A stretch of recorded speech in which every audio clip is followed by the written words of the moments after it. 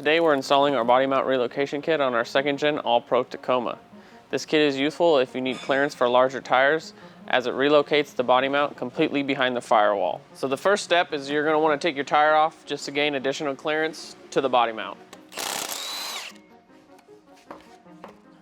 For the next step, we're going to remove the floor mat so we can gain access to the trim panel and the kick panel.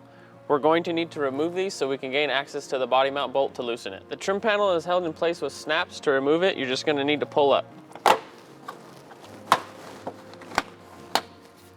Next, you're going to need to remove the plastic nut holding the kick panel on, and then you can pull the kick panel off. After you've removed the kick panel, you can now pull the carpet back so that you can gain access to the rubber plug covering the body mount bolt.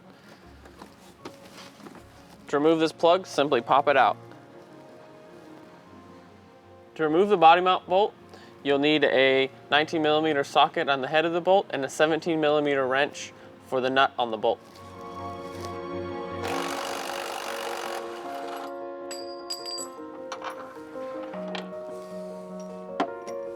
Since this truck already has a body mount chop kit installed, we can't show you footage of clearancing the firewall, but here's some footage from our 3rd gen Tacoma, which is very similar. I will now mark the fender weld to be cut.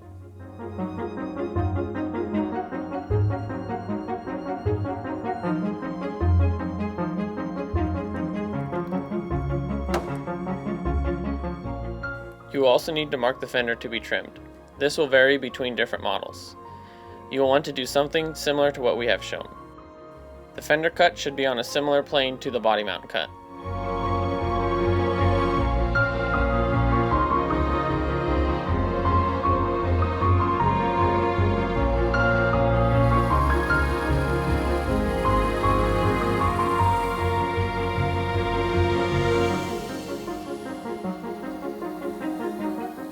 The pinch weld should also be bent over. To do this, cut the pinch weld as shown, being careful not to cut through the firewall, and hammer over.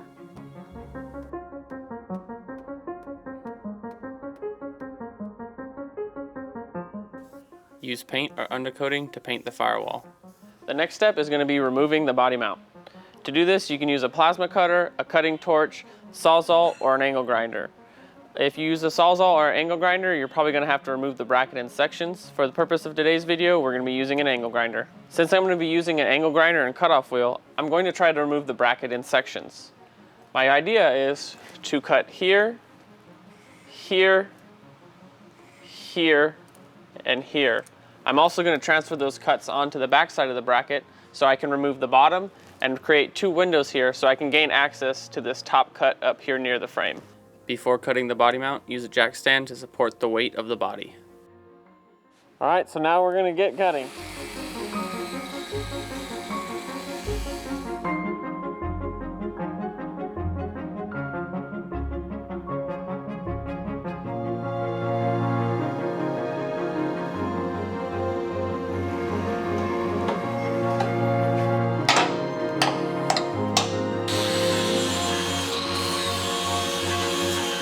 When you're done grinding, you can go ahead and put the body mount bolt back through the hole. Try and get it in the center of the hole, as the hole is quite oversized. Then you're going to want to use 1 bushing and the body mount bracket. Slide that through the bolt.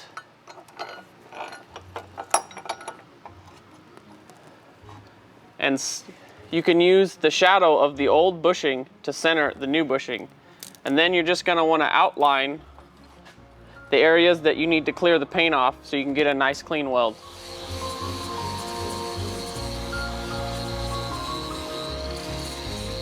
Once you're done cleaning the paint off the frame, you can go ahead and slide the upper body mount bushing, the body mount relocation bracket, the lower bushing, the washer, and the nut over the body mount bolt, and use the nut to secure it in place.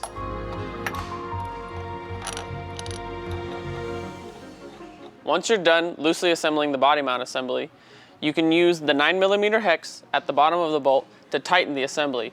What you're going to want to do is use a 17mm wrench to hold the bolt and spin the 9mm hex counterclockwise to tighten the assembly. Once you got the body mount assembly snug, you can go ahead and verify that the body mount bolt is passing through the center of the hole by checking it against the shadow of the old bushing. Once that's good, you can go ahead and tighten it up. After you've got the body mount snugged up, you're going to want to torque it to 35 foot-pounds. Once you've got the body mount assembly tightened, you're going to want to go ahead and push it up against the frame and tack weld it into place. You want these tacks to be pretty sturdy so that way it doesn't pull or warp when you're doing the finish welding. Once you've got it tacked in place, just go ahead and double check that you don't have any gaps that are too large to weld.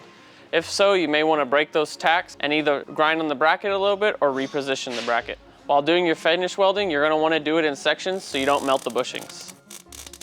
When finish welding, you'll be able to weld both the inside and the outside of the front and the rear of the bracket.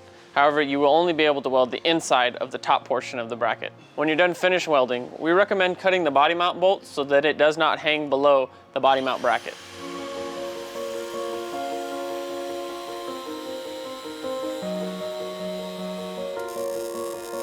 Once you finish welding and the welds have cooled off, you can go ahead and cover the bare metal with some paint.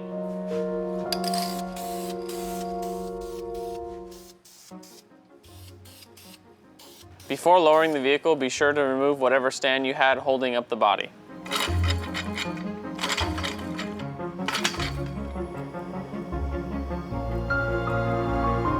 Once you're done with the body mount, you just got to replace all the interior components, starting with the rubber plug.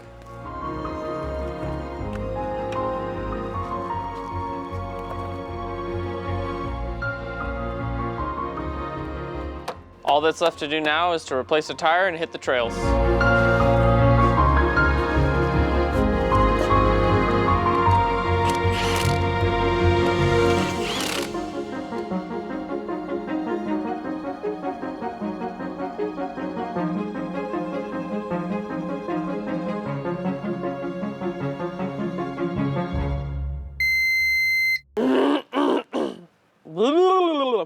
Let me do it again because I kind of